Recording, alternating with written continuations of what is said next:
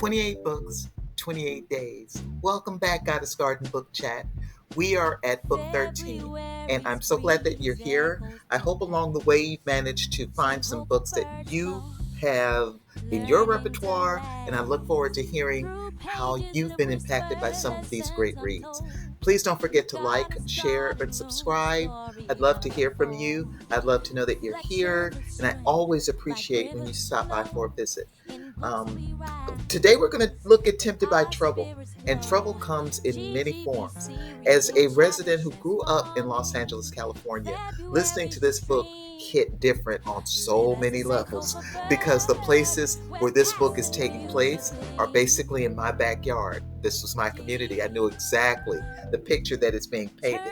This is a world building. This is an author who took a city that is vibrant at the time he's telling this story, used all of its landmarks correctly, and I was so glad to go on this journey with him. I hope you feel the same. So let's dive into Eric Jerome Dickey's Tempted by Trouble. Nourish our mind, literature's garden, self we find.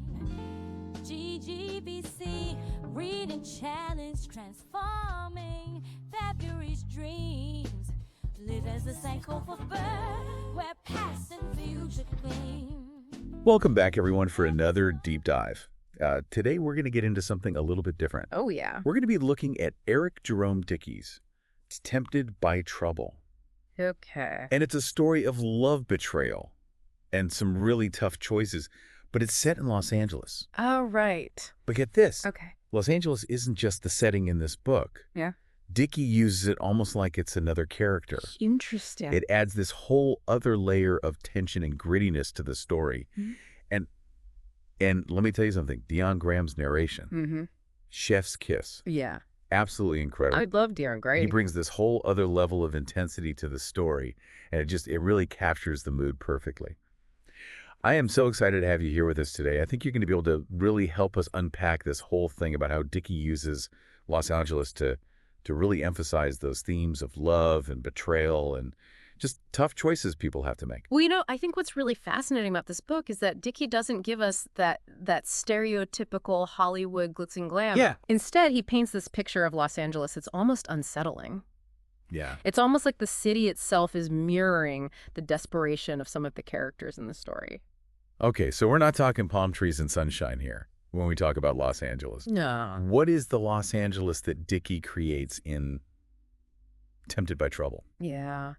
The crumbling buildings, desolate streets, this feeling of economic downturn weighing really heavy on everyone. Yeah. You can practically feel the grit in the air when you read this book. Yeah, it's definitely not the postcard version of Los Angeles. Well, no, not at all. So it's in this setting we meet Dimitrik, Yeah. who is our main character in the story. Yes. He's caught up in this really dangerous heist.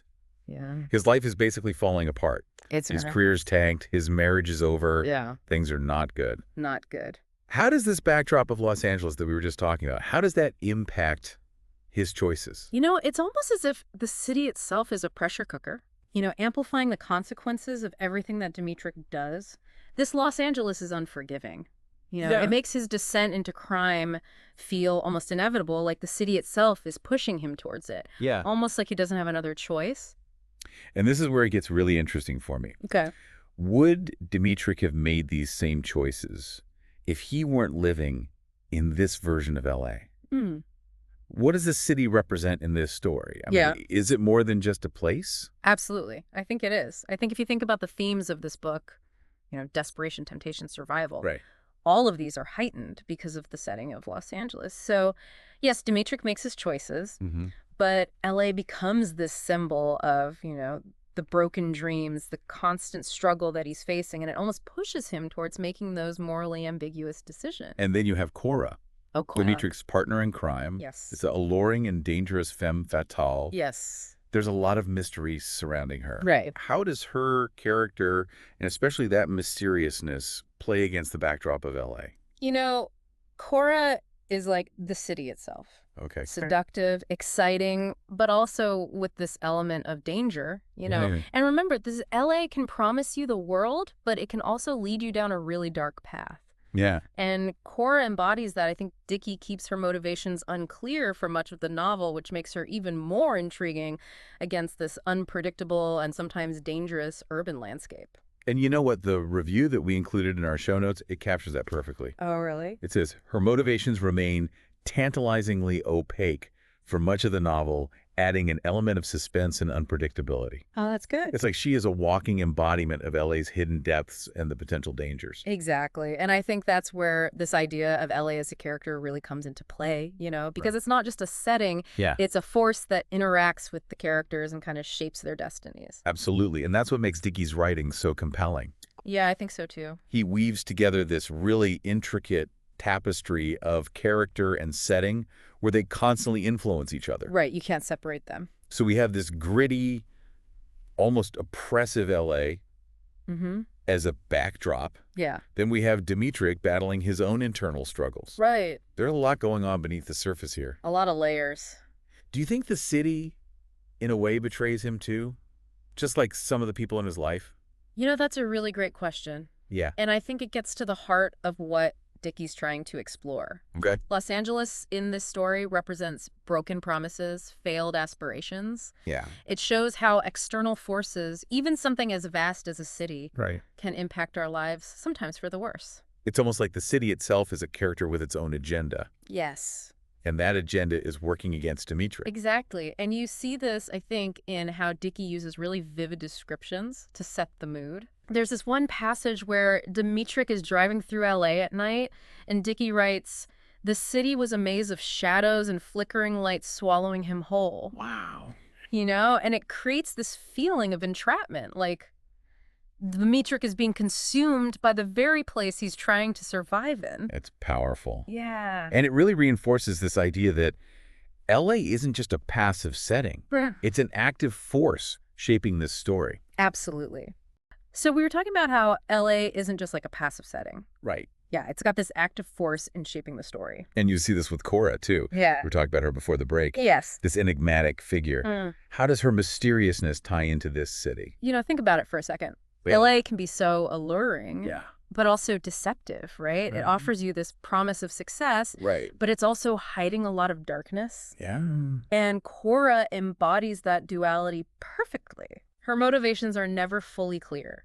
Just like the city itself can be really hard to read. Okay, so that's a really interesting parallel. It's like Yeah. Cora is this human embodiment of all of LA's complexities. Exactly. It's like she's learned to survive by mirroring the city's own unpredictable nature. Okay, and all of that unpredictability Yeah. really ramps up the suspense in the story. Oh, for sure. You never quite know No. who to trust or what's going to happen next. Right. Dickey uses that element of surprise like a master. You mentioned before the break that line from the review. Yeah.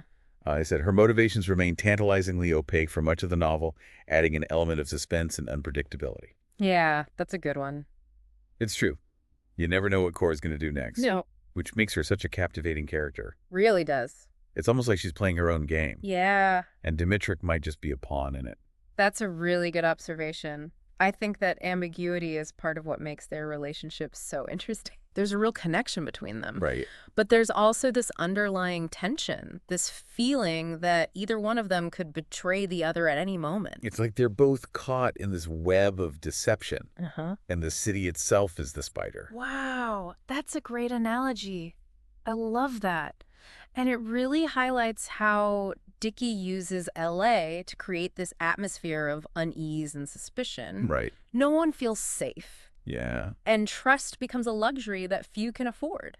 So it all comes back to these core themes. Right. Love, betrayal, and the hard choices people have to make when they're backed into a corner. Yeah. It makes you wonder, like, if you were in Dimitrik's shoes, how would you navigate this treacherous landscape? Well, that's the question that Dickey wants us to grapple with. He's not really offering us easy answers or passing judgment. He's just showing us this really complicated situation. Yeah. And he's asking us to consider the human element within it. And he does it with such vivid prose. Yes, he does. There's this other passage that really stuck with me where he describes LA as a city that promised you everything and gave you nothing but heartache. Oh, yeah. It really captures the feeling of disillusionment that hangs over the whole story. It does. That's a great example of how Dickey uses language to evoke such a specific mood and feeling. Yeah. He doesn't just tell us about LA. Right. He makes us feel it. And he makes us think about how our own environment can actually shape our choices and our destinies. Exactly. It's a powerful reminder that we're all products of our surroundings, you know? Yes. For better or worse. Right. And that's a key takeaway, I think, for our listener. Absolutely. Tempted by Trouble is more than just a crime thriller. It's a story about human nature, about the struggles that we all face, and about the ways in which our environment can both support us and challenge us. So Dickey really uses LA to get under the skin of the story and these characters. Yeah, like we've been saying, it's not just a place. It's this powerful force that shapes everything. So what's the takeaway here? What does this deep dive into Tempted by Trouble tell us about storytelling, or even about ourselves? I think one of the most important things is it shows how setting can be so much more than just a backdrop. Okay. Like, it can be a character itself shaping the plot, influencing the characters, Right. adding layers of meaning. And Dickey does that masterfully. He does. I mean, he takes LA, a city we all think we know. Yeah, we've all seen the movies. Right? And he reveals a completely different side to it. This dark, gritty side. Yeah. It's strangely captivating. It really is. I mean, he peels back those layers and reveals the complexities and contradictions. Yeah. I think that's something we can all relate to, whether we live in a bustling city or a quiet town. We all have our own LA. Oh, that's interesting. Those places and environments that really shape who we are. Right. And how we see the world. It makes you wonder how differently our lives might unfold if we were suddenly thrust into a completely different setting. You know, if we were faced with the same challenges, but in a totally different environment. That is a fascinating thought, and I think it speaks to the power of setting. Okay. Not only to influence the characters in a story, but to challenge the reader's own assumptions and perspectives. So as we wrap up here, Okay.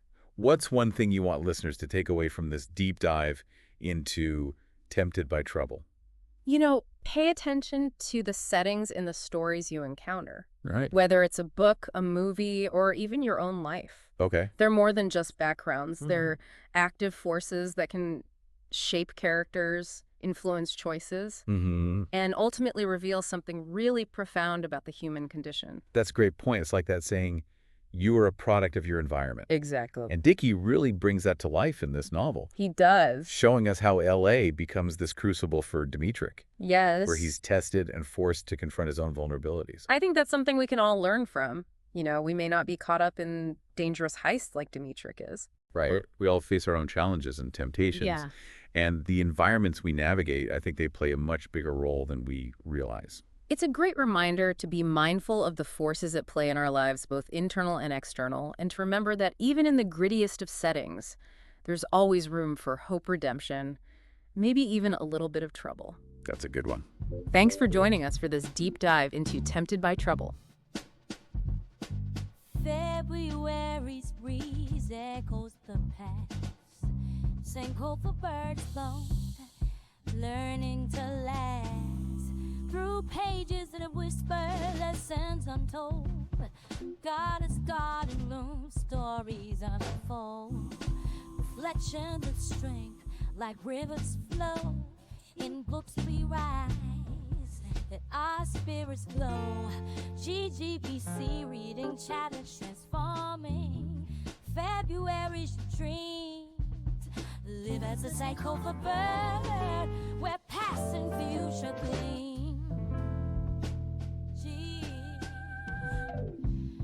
Turn back the pages, history's light. February's renew, a soul fly. Books open doors, pathways to peace. Embrace the transformation, never cease. Words like water, nourish our mind. Literature's garden, self we find. GGBC, reading challenge, transforming February's dreams. Live as a Sankofa bird.